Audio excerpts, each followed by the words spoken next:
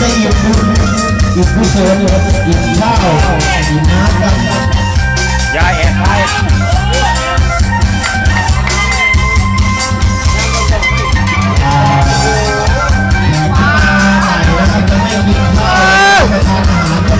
ลูกผู้ชายตัวจริงผู้เห่า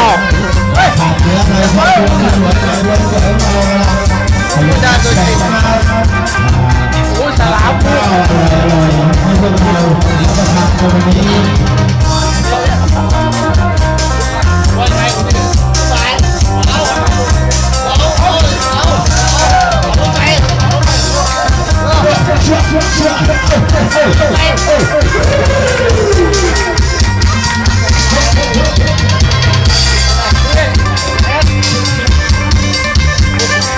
วันนี้ปล่อยเต็มที่แล้วนะปล่อยเต็มที่แล้วสนุกสนานกันเต็มที่เลยนะครับ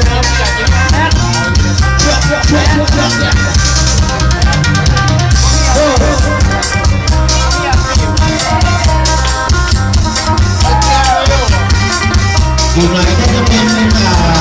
บุญกล้านี่ก็จะเป็นเทศกาลสงกรานต์ปีใหม่ไทยแล้วนะครับก็ถือว่าวันนี้เป็นเรื่องราวดีที่พวกเราได้มีเกียรติมาร่วมงานเป็นเจ้าภาพพ่อพระบาทสมเด็จพระเจ้าอยู่หัวก็ถือเป็นภาระอันดีและเป็นวันดีวันนี้ที่ช่วยกันมาดูก่อนจะขึ้นปีใหม่ของเราก็ปีใหม่นี้ก็หวังว่าทุกคนจะประสบความสำเร็จในหน้าที่การงานทุกคนเลยนะครับ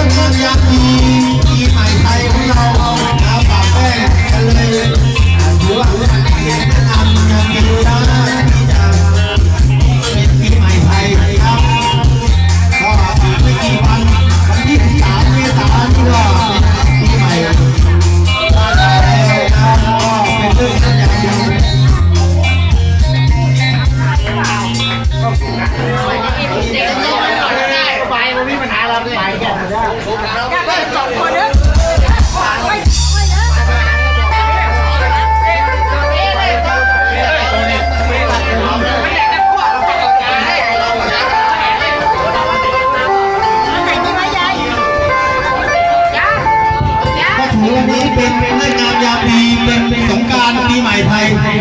เชิญ